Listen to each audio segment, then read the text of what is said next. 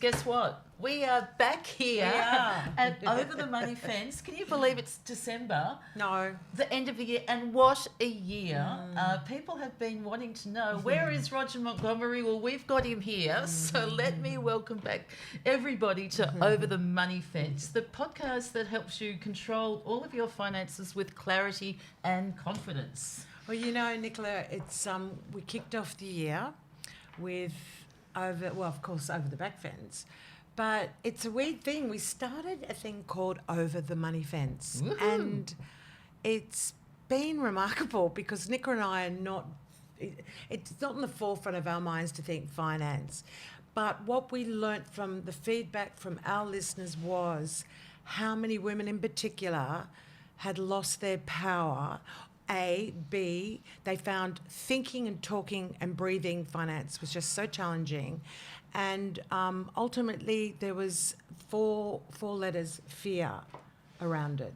And so consequently, this is how it emerged. We looked and looked and looked. We asked everyone, and we found this special human, Roger Montgomery, who I might add from the feedback, and also several friends that Nicola and I have referred on to Roger.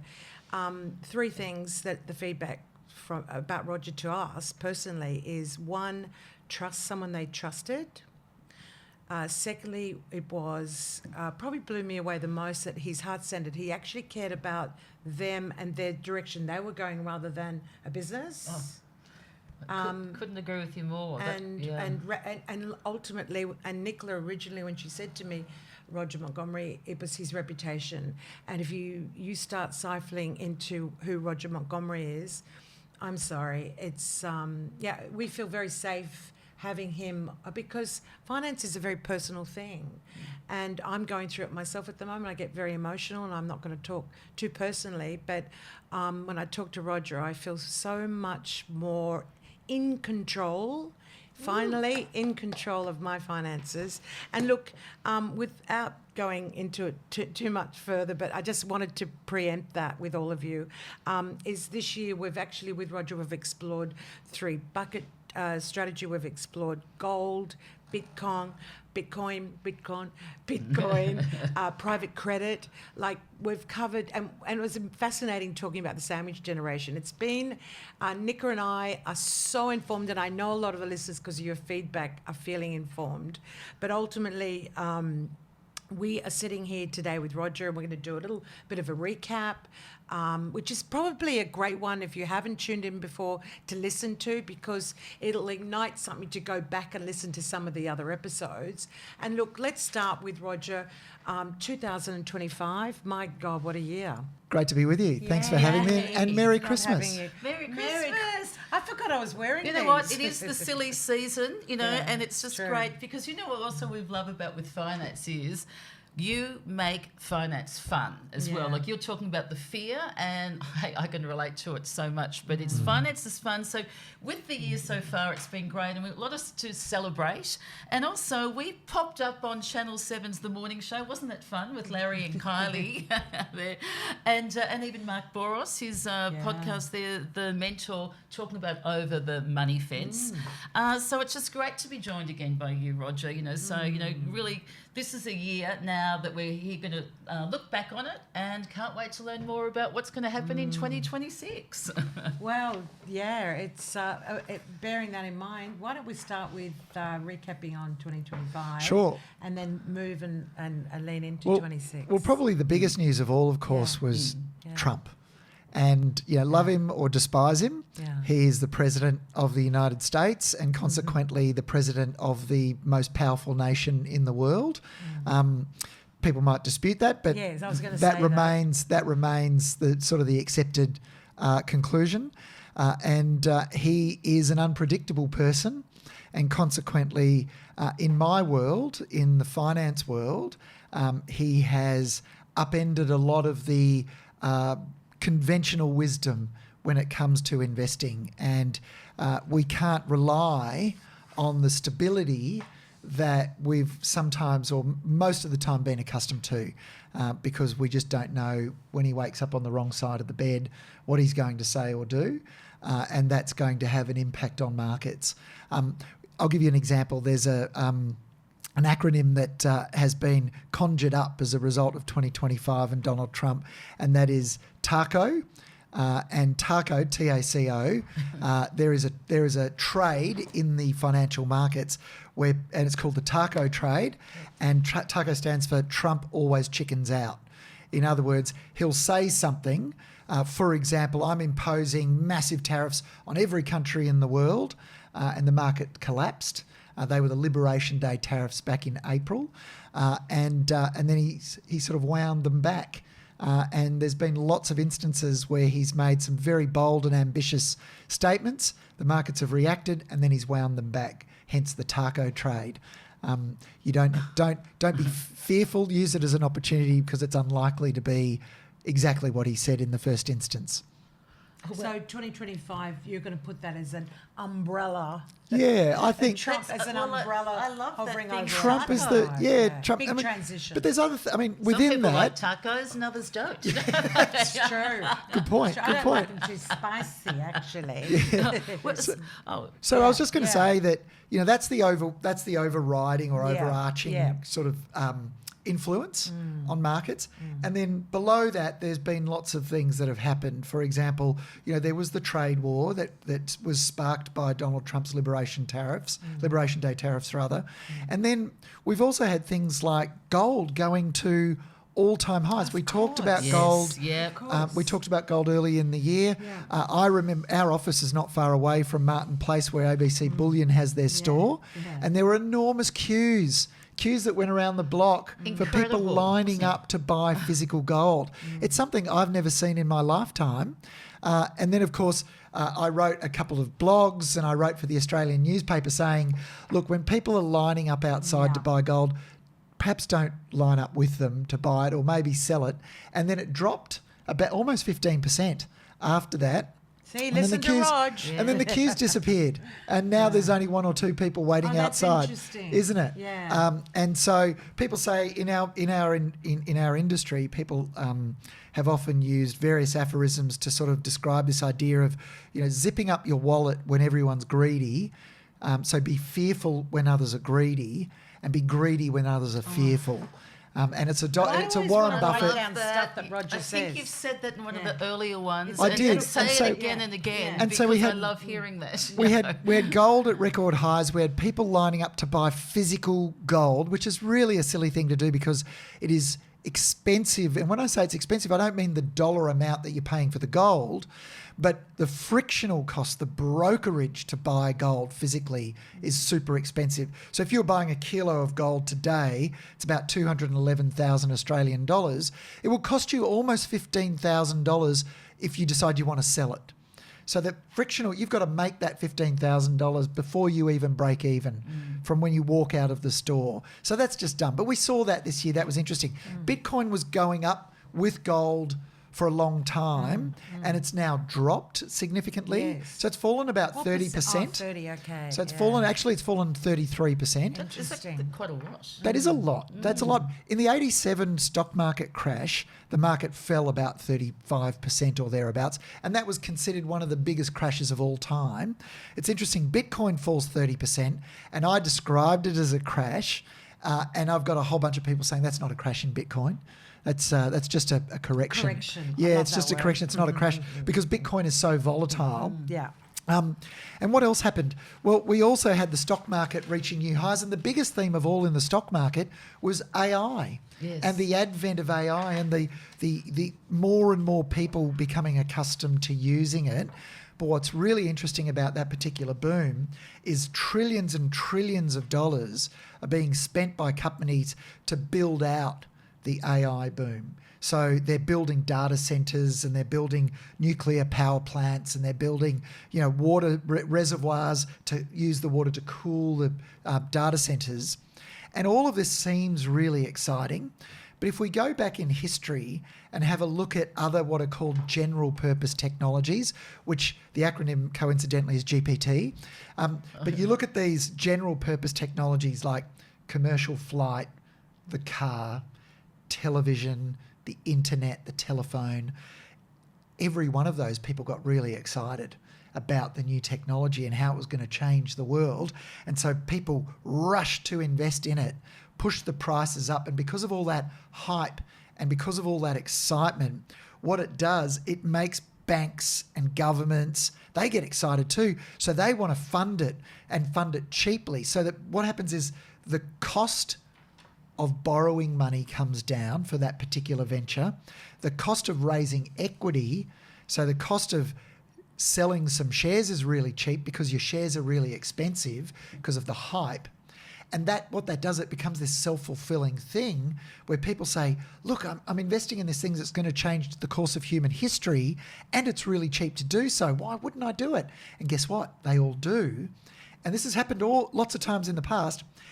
But then, because the money was so cheap and it was so easy to get to suck people into the idea, they go out and they build it. They build too much of it. Right. And then it becomes oversupplied. And then eventually it crashes. Analogy. It's such a good this. analogy. This is great where you're going. And you with know it. what you do? You Brilliant. calm the farm. Yeah. And eventually, it's sort of like So with AI. eventually, I love it eventually crashes because of the Yes, oversupply. of course. Now, here's Like an real interesting, estate too, here's an yeah. interesting thing, and there'll be people listening who are really, they know the AI space really well. Yeah. But what we've worked out is based on if McKinsey and Goldman Sachs and Morgan Stanley's forecast for how many trillions of dollars are going to be spent on AI is true, then the view is, or my view is, there isn't enough money in our pockets as customers to spend enough on AI to give those companies a good return on their investment.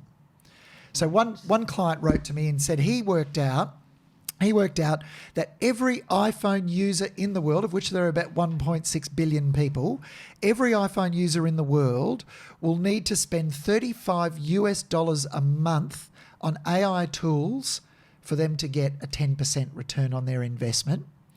And if you think about Microsoft sells the most ubiquitous software in the world at the moment, which is Office 365 and Windows. Mm-hmm. We collectively, and they get $95 billion a year, US, in revenue from selling that software. The world will have to spend 7 times that, what it's already spending on that software. It'll have to spend 7 or 8 times that to allow those, what are called hyperscalers, those AI companies, to cover their cost of capital, not even make a return, just to cover the cost of their money. And that's just not going to happen. And so eventually, the excitement, which we call in our industry the thematic, the theme, the AI theme, people believe is structural. It's just going to keep going in a northeasterly direction in a straight 45-degree line, and it's going to keep improving and get better and better, and more people are going to use it, and it's never going to be interrupted. But the reality is that theme bumps up against us, and we are not structural. We're cyclical. Wow.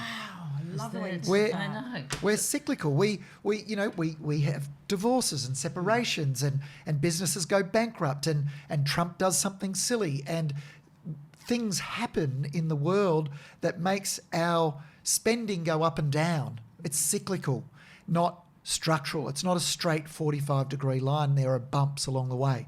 And so when the AI boom, which we're in now, eventually bumps up against real customers, it's not going to be structural anymore. It's going to be cyclical, and people are going to reappraise the bets that they've made. I love that overview. Yeah. And you've put that into perspective, particularly for someone listening who wants to get involved. So you're saying then it's sort of like the party's going to end at some Eventually, stage, it always sort of like, does. like Eventually, I love don't that. ask So me it always when. does. It always I does. kind of like it, like the over-excitement, the over-thing there. So that's so interesting with all the things you're sort of saying, like for this year and the importance of how powerful AI is. So what do you say, crystal ball time then? What should we be sort of like watching in for 2026? Well, that's the big one. Yeah. So I think that's the big one. The other big one is something, and I don't want to get I don't want to get esoteric at all. Yes. But there's this thing called liquidity. Yeah. And liquidity can mean lots of different things to lots of different people. But in financial markets, it's the money that lubricates everything. So markets can't go up. Artworks can't increase in price. Collectible cars can't go up in price. Houses can't go up. nothing can go up unless there's more liquidity than there was before. Yeah. Because people need to pay more than they did before. That money has to come from somewhere, and often it's created by central banks and treasury departments of governments. And liquidity has been going up and up and up since the global financial crisis. And then we had the pandemic and everything, went to pot, really. And so central banks again and governments were forced to put more money. You think about a helicopter full of money, just dropping money everywhere for everyone so that we could survive these crises. And so ever since the global financial crisis, money has been dropping into the system. It's being injected. And I think next year we might find that starts to slow down because either the numbers are getting too big or some of the money that was borrowed at zero interest rates back during the pandemic then has to be repaid and refinanced at higher interest rates now. And so there'll be less liquidity around.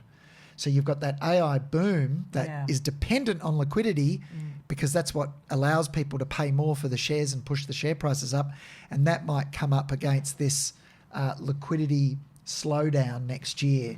Now, that's about the easiest way that I can explain it. Then, Roger? So well, booms and bubbles end. Whether they burst or just let out a slow sigh, I don't know. Like a balloon. Someone asked me. Exactly. Like that. Someone asked me last week, when's the bubble going to pop? And I didn't blink. I said, look, it's probably going to be on March the 11th at 2:30. Exactly. Who knows? Really? We don't know. Really? So, are you not going to go down that road and next approach that though? Well, I don't know. No, there's no point in sticking my head on the block and guessing when it's going to be. Not even I don't know. guess. It's more substance around it. Well, I think the next 12 months there's a lot more risk. Because, look, if you go back, here's an interesting factoid for you. If you go back 125 years and look at all the presidential terms in the United States, there's been 7 really bad corrections. By the way, every presidential term has seen the market go down at some point in that presidential term. Some of them have been small, what we call drawdowns. So for some, that's been less than 10%. Yeah. Now, for all of the drawdowns that were less than 10%, they were all Democratic presidents. If you look at all of the drawdowns that were big, like 40% plus, they were all Republican presidents. And we have a Republican president at the moment. So that's just another little interesting thing to keep in mind, that you've got a Republican president, you've got all this helicopter money that's been floating around slowing down, and you've got hype around AI that people might start to go, hang on, it's not as exciting as I thought it was going to be next year. So all of that might coalesce to mean something different than what we've seen over the last few years in financial markets. It's been really good in financial markets. Stock markets have done well. Everything's pretty much gone up. That's been good news then, really. That's been really good news. Yeah. Next year, I think, it's going to be harder for that to happen again for all the reasons that I just explained. So my crystal ball, I don't have a crystal ball, but if I tried to conjure one up, I do, with a ball on the end. Unfortunately, it's not very substantive. Yeah. But so next year I would say that it's going to be a little bit more challenging, and we'll definitely have a lot to talk about. That's actually a great word. That's an Ida Buttrose word, isn't it? Challenging. We're just saying it to that one with Ida Buttrose. Yeah. So good. It's challenging. And particularly what Ida said during the interview. When was that on? Like if you're listening in the holidays, it's the last few weeks of November. But I remember her saying how she was the editor of the Women's Weekly, the #1 paid woman in the country, and she couldn't get a home loan.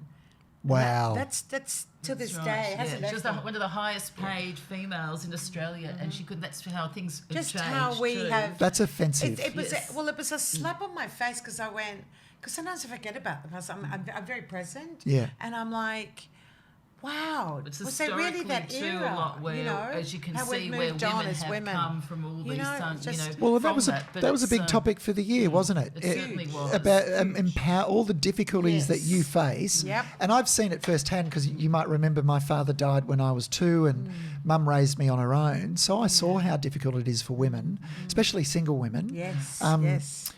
So, yeah, that's been another big topic of the year. Okay.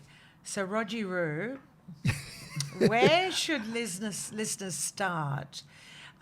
Think about your financial goals, balance and portfolio, and plan for the long term. Thinking about that.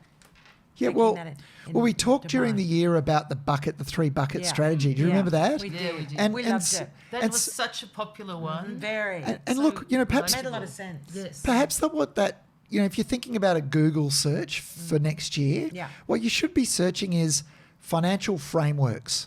What is a framework that I can have that I can it's a mental model in my head for how I think about money and how I respond to the different things that are demanding my money and demanding my time. And when you have a framework, you can start to make really clear yes and no decisions. And if you can simplify your yes and no decision making, well, life just gets a whole lot easier. Absolutely. You can focus on friends, you can focus on family, you're less worried. Just having a framework and the 3-bucket hearing that. strategy. So do I. Doesn't it resonate with you? I just love hearing love that, it. and it's sort of like nearly sort of like is the whole sort of thing of from the very start when you sort of said with the markets and with everything that's going on is sort of like when you sort of think kind of long-term thinking, like things that you don't have to sort of like worry about right now, when you can have that sort of plan. It just makes sense. Remember, I just said have a plan. Have Do you a remember plan, that? I had exactly. a So bunch that of, and you're framework saying framework. It's I a love it. really It's great way of It's fabulous. of framing things. Correct. And so Reframing. that 3-bucket strategy that we talked about during the year, that was one example of a framework. Yeah. A framework for thinking about managing your money. Next year, I think, if I can tie it all together, next year, I think it's really important that it's more vital than ever before that if you're already invested, and we've talked to a lot of people this year who aren't yet and they're just setting up for the first time. But if you are already invested, then it's really important to rebalance the portfolio before Christmas and think about what weightings should I have that reflect my risk appetite. Or that's a really fancy way of saying, what do I feel most comfortable with? So rebalancing. So it might be that the stock market's done really well and you meet with your financial advisor and they say, gosh, you're doing well on your stocks. And you look at it and you go, whoa, I've got 70% of my wealth in shares. Now that's been good so far, but what if next year's a really bad year? And let's rebalance it so that I'm comfortable that if So if the stock market goes down, it's not going to scare me as much. It's a long game then, isn't it? Yeah. Talking finance, I've got to get my jacket off. Yeah, wow. I always get hot when I talk So finance. it's a really consistent long game thing. So it's so interesting. Well, we've had a lot of our listeners with questions as well, Yes, Roger. yes. And just let me shoot with sort of some of the ones there too. So, this is one that comes quite often, is now a good time to invest? Always. Yesterday was always, today is always a good day. Yesterday was the best day. That's good. Yesterday. Amazing. So, Amazing. Because like the younger you do it. Because the older. and remember we did that podcast during the year where we talked about the snowball for young people. If you start at the top of a hill and you roll a snowball down, it gets big, it collects snow and gets bigger and bigger and bigger. Well, young people have a really long slope. They have a really long runway, and to get that going, to get that ball started. So start today. And you don't have to take huge amounts of risk. Oh, and remember we also said during the year, you don't need to panic. You don't need to rush. Getting started today means just thinking about it, today. There's never a need to rush in. Always zip up your wallet when somebody says, you got to do it today. Do it today. I won't let you leave the office unless you do it today. You never have to rush into anything. It's very rare. So yes, get started. Today is a great day to get started. And you look at each of those buckets and you remember bucket 1 covered all of your 2 or 3 years spending, immediate spending. That was basically just cash. So, and then the other bucket is medium term. and that bucket, the gains that you make in bucket 2 funds bucket 1, so that at the start of every year you've got 3 or 4 or 5 years of spending in bucket 1. And then you've got your really long-term bucket, which is bucket 3. And that's where you shoot for the moon, trying to get really great returns. And what happens is bucket 2 and bucket 3, there'll be years where they both do really well. So either of them can fund bucket 1 next year, right? Remember the whole purpose of bucket 1 is so at the start of every year, you've got enough money to survive 2, 3, 4, 5 years. So 1 year bucket 1, 2 and 3 will do really well. There'll be a year where bucket 2 does well and bucket 3 does badly, or vice versa. Then what you do is you just take the money out of the one that did well, and that you top up bucket 1 with that. And then there'll be years where both buckets do badly. And in that case, remember, you've got 3, 4 or 5 years in bucket 1. So you just let it go. You don't take any money out that year. So it really But is the following year, one will do well. You know, like when you're hearing saying about with the taco and all those things there, that if you've sort of got that longer term plan, hearing all those things is just so good. But so, look, some of the other questions too is like, you know, should I worry about inflation, interest rates, or the US, which I know you've sort of, you know. Well, the way to think about inflation is that it erodes your purchasing power. Remember, we used the example of St. Henri? Oh, yes. The St. Henri during the year. Remember that. You know, and so for those who didn't hear that episode, that podcast, we talked about St. Henri, which I bought when I was in my 20s, and it was still called a claret back then, and it was $14.99 a bottle. I'll never forget it. Out the back of the Orpheum Theatre in Neutral Bay, there was a bottle shop there. That's where I used to, and then I used to get that's where I used to buy it. And now it's $170 a bottle, and that's inflation. So if you really liked St. Henri when it was 14 and you still want to be able to buy it when it's 170, you've got to invest to keep up with inflation. So you're not going to be able to do that hoarding your money in a sock under the bed. You have to put it to work. I love that. I love what you said. I love that because other people, especially, were thinking, what do? I'll just keep it in the bank. It's not really earn anything. But I think you're the ones that just inflation quietly just eats it away. It erodes it away. It erodes your quality of life. That's been a wake-up call for me too, like just to hear that. It's why someone said, why wouldn't I put it under my bed? Yeah, the central banks around the world. So if you look at the US Federal Reserve, which is their central bank, or the Reserve Bank of Australia here, their mandate is always to keep a lid on inflation, to maintain inflation at an acceptable rate, because inflation erodes your quality of life. Yeah. You know, if bread was $100 a loaf, people couldn't afford to eat. And yet everybody's feeling that at the moment. They are.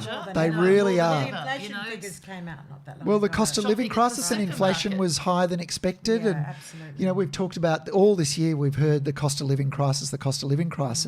And that's because things are going up much faster than people can keep up with. Yes.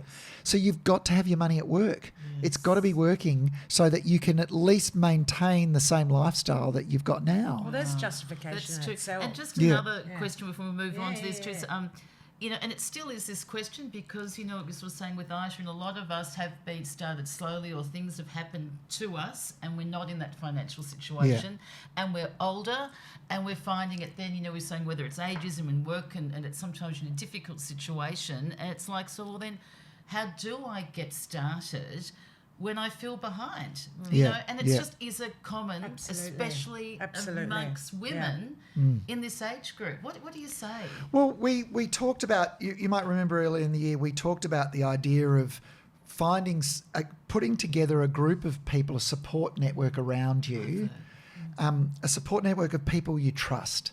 That's the first thing. That's before you do anything financial. It makes me cry. But just I know it does. That's just so random, but isn't it? I love it. It does mean it's an emotional thing. It does mean you have to be a little bit vulnerable, and you have to tell your friends, if you trust them, you have to tell your friends, hey, I'm going through this challenge at the moment and I really need some help. Who should I speak to? Collect some names.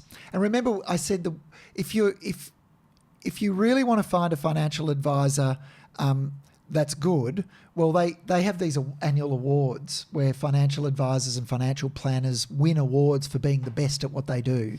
And they're publicly available, who the winners are. You can find the lists online. So go and find those lists if someone isn't being recommended to you. Now, and I think, and I have a friend who I often will refer people to. He only deals with really wealthy people because he's just too busy. Yeah. But he's a great person because I'll say to him, look, I've met this person. They're not going to be one of your clients, but they just need to have a phone call with you. Can you pick up the phone and have a chat with them?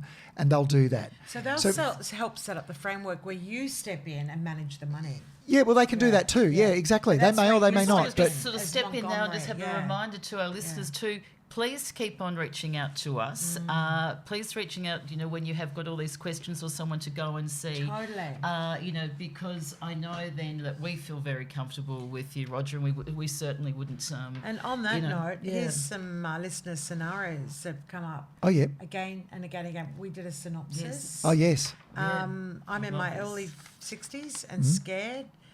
And there's many people I know in this in this arena. I'm scared that I won't have enough. What sort of advice would you? Well, you need to lay out what you've got. Then what you can do, and this is a very simple idea, but you lay out what you've got and you rank everything from most liquid to least liquid. Now, what does that mean? It's a different definition of liquidity. So the most liquid stuff is the stuff that's cash. That's cash. That's most liquid. That cash is liquidity. Then the next thing down is the thing that you can next most easily convert to cash, right? And you go down the list, so on and so forth. And you've got businesses and property are probably the least liquid. They're the hardest things to move. You can't sell a bedroom. Hey, I'd love to go on a holiday. I'm going to sell the kitchen. Yes. You can't do that. You have to sell the whole house, right? So they're less liquid. So you go through and you look at all those things and you say, right, well, how much am I spending? Then you look at how much you're spending every year. If I want to maintain this lifestyle, how long will that last if you used your capital? And if you put it all in the bank, you eventually run out.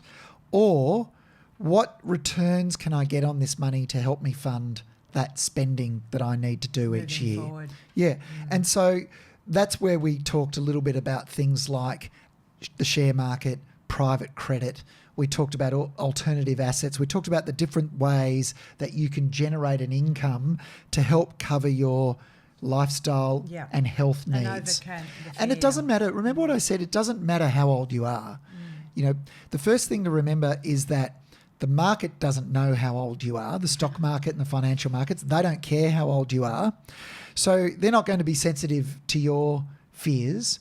So what you need to do is, with a very dispassionate lens, just think about, right, how do I get the returns that I need with what I've got to generate the lifestyle that I'd like?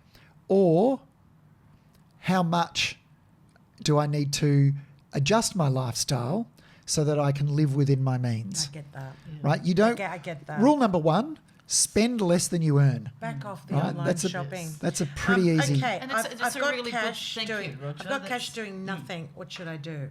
Okay, well, you need to put it to work. Yeah. Right now, there are bank accounts at the moment. There are high yield bank accounts that can earn 3 to 3.5%, 4%. You can get 4 with some banks. Some of them have introductory rates as well, where for the first few months you might get 4.6.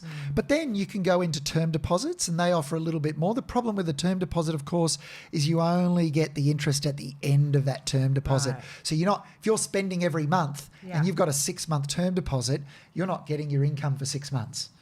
So that you have to think about that. Yeah. And then we talked about private credit. Private credit. Can you go through that just basically again too?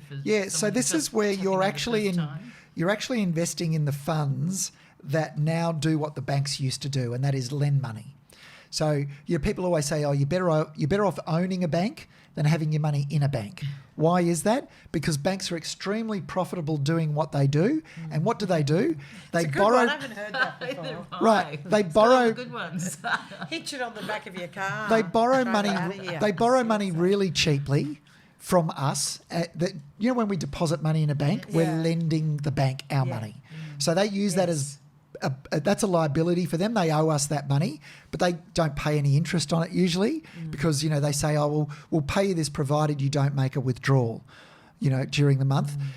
So most of the bank money on deposit doesn't pay any interest. So they basically get to borrow that money for free, and then they lend it out to buy houses, and they charge 6.5%, 7%. So that difference is called the net interest margin, and that's how they make their money. Now, if you invest in a private credit fund, you're lending the money. You're actually engaging in that bank activity with a non-bank lender. And so there are some that specialise in lending to property developers. I personally wouldn't want to lend to a property developer. I think it's a really risky way to lend money. But then there are other funds that lend to medium-sized corporate businesses just so that they can buy new equipment and expand their business and so on.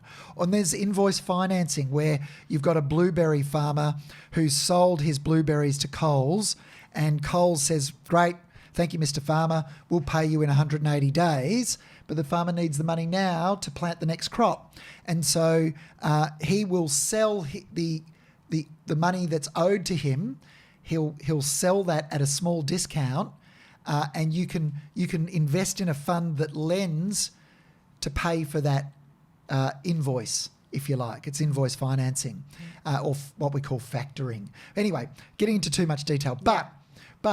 So what I'm saying is private credit can pay between 6.5% and 10% a year and pay the interest monthly, but they all have different risk profiles, so you need to investigate those. It's good for our listeners to hear about that because it's sort of been sometimes for many of us, it's been the first time that we've actually sort of heard so much about private credit, and it just is growing and growing. And we're in Australia, is that correct, that we're finally catching up with the rest of the world? Yeah, correct. And dealing with it for a long time. Yes, and in addition to private credit, you can invest in real estate investment trusts, for example. You can buy a block of flats, you can buy a row of shops, but they're less liquid. You've got to go through a big palaver to buy them and a huge palaver to sell them. Yeah. So you can actually buy listed versions of those, and they focus on generating income as well. Just remember, if the stock market does correct or crash, they will often go with it, that people are just trying to get their money out. So they push the prices of these things on that down. note, what I love most about private credit is that you don't have to wait a year or two to get your money out. No, that's right. You can some of these Good point, some of these reminding that as well. Yes, some of these funds will pay the interest monthly. So you're getting the income as you go. But if you wanted to get it all out, you have to give some of them. You have to give a month's notice. Yeah, and you can get your money out. To me, that's very user friendly. I love that. And there's listed versions of those as well. But you've just got to look under the bonnet. And know what they're lending to. I like that. Look under the bonnet. Look under that hood, guys. Yes. So some quick takeaways for a strong 2026. So what's one thing every listener can do, Roger, in the new year? Okay, don't stick your head in the sand. Right? While you're at the beach. Pull out. Easy to do. Find an hour to sit down and write down everything you've got, and know where it is, and then start to think, does that feel structured to me? Does that feel like I'm doing something? Am I managing this with a purpose? Am I managing it with a consistent approach? And if the answer to that is no, then go back and listen to all of the Over the Money Fence podcasts from this year. And it's positive, guys, because you can start... when you're taking a break, when I said over holiday. And as you say, not start again, as Roger sort of remember corrected, say start now. Yes. And I like that. Instead of... So that's a really big yes. So that's a great thing. So that's great over the holidays, guys, what Roger just said, to re-listen to some of the episodes. Honestly, as someone said the other day, Roger was like a gift for me. Yes. And that will be a Christmas gift to yourself. Go listen to the EPs, catch up, educate yourself, feel more informed. And as I said earlier on, get your power back. Yeah, and you do that by actually not ignoring something, by looking at it. You've got to confront it. You've got to look at it. Yes. You have to write it down and say, am I happy with this? Yeah, absolutely. 100%. That's true. So what did you say? So like whether it's the 3-bucket strategy, investing at every stage of your life. So we're sort of dealing with like the younger ones who are listening to this one at every stage there, whether it's gold or Bitcoin, that they're always here to build your confidence at your own pace. Yes. And that's where you've just really, as I was saying, and you've calmed the farm. You've given us some great information. Tune back into our old ones. I'm kind of excited for 2026. Me too. You know? Oh, my. I really Me am. too. You Really know, am. so. And look, honestly, don't forget, guys, you can find more of Roger's insights at montinvest.com or this is Roger Montgomery. This is your... Yeah, this is our blog. So rogermontgomery.com. Yeah. Does that go to you? Yeah. Guys, so if you want to deal with Roger, there you go, rogermontgomery.com. That's Or terrific. call the team. Nicola and I have met quite a few of the team. One of them sitting They're in front so of us. lovely. We love our Tash. We love her. We love And Tash. we'll We have do. all And these that's Tash is details. awesome. 0280465000, and that's, of course, in our show notes. Honestly, all I can say is thank you for holding our space. And as Nicola knows, Roger's been helping me too through a few financial quagmires. And for a lot of the listeners, I'm sure Roger has held your space too. And if you haven't listened to them all, take advantage of the holidays, tune in. And next year, I can tell you now, there's some really exciting things coming up. We're going to be doing some lunches with Roger We for will be. certain people. So stay tuned, and I And will be contact us informing you as that. well. Yeah. You know, so we'll do. So that will be actual one-on-one with Nicola and I. We'll be going to lunch. It's going to be a very exciting year next year, so stay with us. So more of Roger, more talks, and we're going to learn more for 2026. So everybody, I think it'll be an eventful year. It'll be a great Yeah. year. So thank you for listening. You know, we'll be back in your ears next year. will. But Roger Yeah. Montgomery, Merry Christmas, we Roger. didn't call you Tom Cruise once. What this? Why? Thank goodness. Why? I don't think he'd It's be the seen. hat. I don't think he'd be seen with the Just a hat. quick It's the Santa hat. Are there Yeah. any adventures going to be happening over the holidays? Yes. Are you doing any sort of? Yeah, tell us, we've got- because we all know Roger's a bit of an adventure man. We head down to northeastern Victoria for a few days. That's for a week and a half, and then the family's off overseas for a skiing trip. Oh, of course. And we're going for a couple of weeks Always skiing. adventure. Wow. I love Yeah. it. It's been a great ride. It's been a great adventure this year. Yeah. Thank you. And We are looking grateful forward to and grateful the, to listeners. The slopey doobie building that slope for next year Ooh, for Merry 2026. Thanks, Rog. Thanks for listening. Merry Ciao. Christmas. Thanks, Roger. Ciao, ciao.